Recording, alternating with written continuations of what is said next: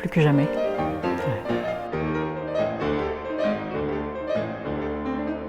C'est un thème qui est cher à mon cœur, puisque ça ponctue maintenant les 2-3 décennies, même plus, 3 et demi, qui viennent de s'écouler. Ce n'était pas si délibéré que ça, en fait, comme choix, puisque ça a commencé comme production audiovisuelle.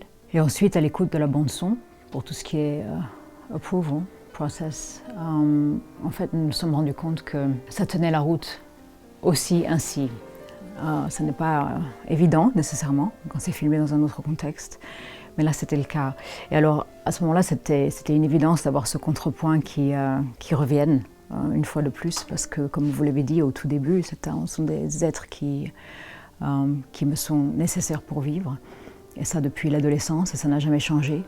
Ça ne fait que croître, en fait. Ouais.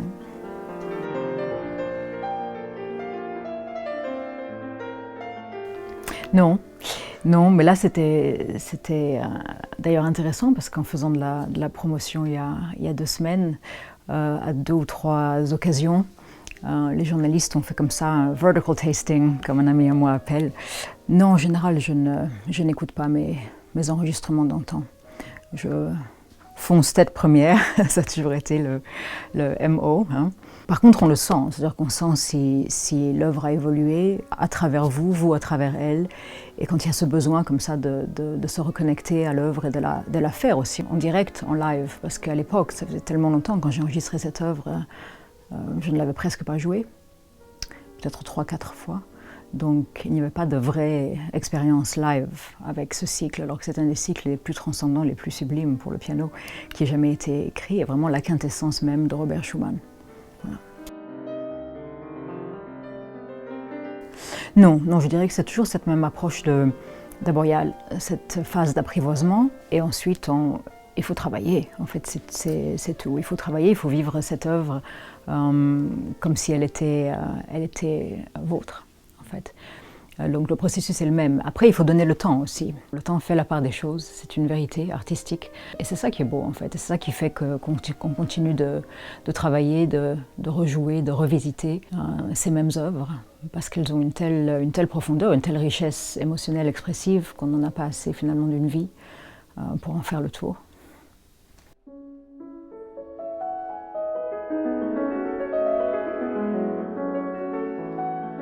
Oui, c'est vrai. J'ai souvent dit, toujours pensé que le rôle d'un interprète, c'est vraiment un rôle de médium. C'est celui qui établit cette connexion entre le monde du compositeur et l'âme individuelle et collective du public. Donc c'est un rôle de transmission. Et c'est vraiment intéressant parce que ces œuvres sont des textes sacrés. Et en même temps, ils ne vivent que grâce à ce mystère de l'interprétation. Cette incarnation, cette liberté partagée, cette communion dans un même espace. Et c'est ça qui leur donne naissance, renaissance même. Et c'est ainsi que ça se produit. Ouais.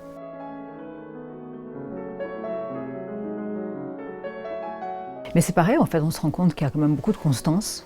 D'ailleurs, c'est plutôt encourageant de voir que malgré l'évolution des goûts et que les tendances, ses propres tendances, je ne veux pas dire les tendances de l'époque, changent, qu'on reste quand même fidèle à ses amours de jeunesse. Donc pour moi, Glenn Gould, Vladimir Horowitz, Emil Gilels, Richter, il y a eu, d'ailleurs c'est toujours dangereux, on en avait parlé ensemble à Hambourg, quand on commence à essayer d'énumérer, on oublie toujours certaines des personnes qui ont le plus compté, mais moi j'y retourne toujours.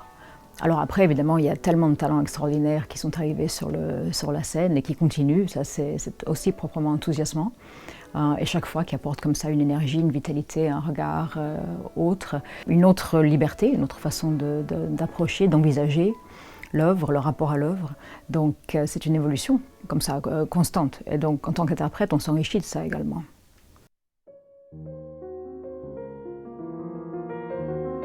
C'est une bonne question, oui, je dirais. Je suis de plus en plus sensible aux interprétations plus sobres. Oui, c'est une très bonne question. Je ne me l'étais d'ailleurs jamais posée, mais c'est vrai. Je me rends compte qu'il y a de ça aussi. Et d'ailleurs, heureusement. Mais ça n'enlève rien, encore une fois, à l'émerveillement, proprement dit, qu'on peut ressentir de nouveau à l'écoute de ces interprétations qui vous ont saisi quand vous étiez jeune, en fait. Peut-être pas nécessairement consciemment, je pense que ça on le fait quand on a la sensation qu'on est en porte-à-faux avec soi-même.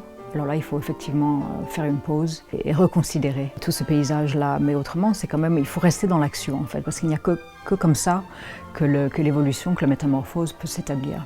Donc il faut continuer de travailler, de s'exposer à des choses nouvelles. Ça, j'y crois profondément. Tous les deux me sont vraiment nécessaires. Depuis le départ, j'ai adoré l'acte d'enregistrer, puisque j'avais 15 ans, c'était à Leiden, en Hollande, pour Denon, ce premier enregistrement avec la deuxième standard de Rachmaninoff. Et c'était comme une révélation. Je me souviens être dans ce lieu. Bon, d'abord qu'il y avait une belle acoustique naturelle, ce n'était pas un studio, c'était une salle de concert, hein, comme un mini Concertgebouw.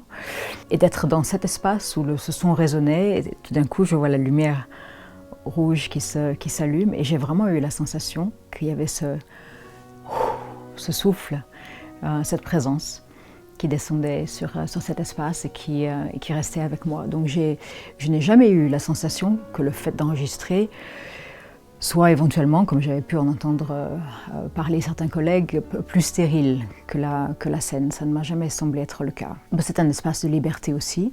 Alors par contre, moi, de faire et de refaire, ça n'est pas trop mon truc, parce qu'en général, surtout au moment où on décide de faire des montages, mais en tout cas plutôt même de décider de quelle prise il va s'agir, prise principale, souvent on revient à ce qui a été fait au début. Mais c'est un espace extrêmement fécond en fait. Alors après la scène, on se rend compte, je dirais, avec le temps que sans cet échange direct avec le public, tout est perdu. Alors on peut tous rester à ce moment-là chez nous, et la musique, ça c'est proprement irremplaçable. On s'en est rendu compte avec cette expérience, ces 2 années d'absence, de silence dû au Covid. Même avec les meilleurs moyens techniques possibles, que ce soit visuel, audio, il n'y a absolument pas il n'y a pas d'alternative. Encore une fois, à cette communion, à cette présence partagée dans une salle où, si on a de la chance, le temps est altéré par cette interprétation et tout le monde est suspendu à une même harmonie. Ça, c'est magique, c'est irremplaçable. Oui, mais ça j'en suis convaincue, puisque ça a été en fait le parallèle à mes lectures déjà à l'époque de l'adolescence. Et c'est pour moi le mouvement artistique qui a été le plus... qui reste d'ailleurs le plus vrai, c'est-à-dire qu'on parle de musique classique, mais en fait je ne sais même pas si c'est le mot qu'il faut, parce que c'est une musique qui existe vraiment dans le temps dans lequel elle résonne. Donc quand on la joue, quand on l'écoute aujourd'hui, elle n'est pas classique, elle est d'aujourd'hui, et plus que jamais d'ailleurs, c'est celle qui nous permet de tout oublier et de nous retrouver, nous, tels que nous sommes, tels que nous pourrions l'être dans le meilleur des cas. Oui, c'est bien, d'ailleurs ça me plaît, parce que j'ai l'impression de voir mon studio quand je vous entends parler de ça. Alors j'ai l'étagère avec les partitions qui sont bien organisées alphabétiquement. Après il y a plusieurs comme ça tables avec des piles. Alors mid-term, short-term, long-term. Après il y a les partitions que l'on déchiffre, que l'on redéchiffre, voilà. C'est-à-dire qu'on joue avec, dès qu'on a un petit moment où on peut souffler, on peut s'oxygéner.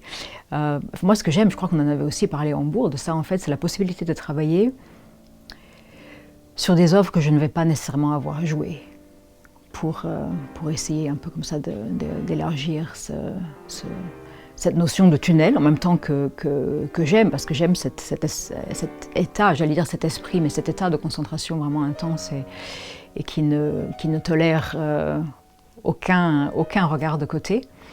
Et en même temps, parfois, justement, il faut exactement l'opposé, toujours cette réconciliation des contraires, pouvoir envisager une relation à l'œuvre, même si elle n'est pas dans le calendrier. Et ça, c'est encore plus beau comme ça.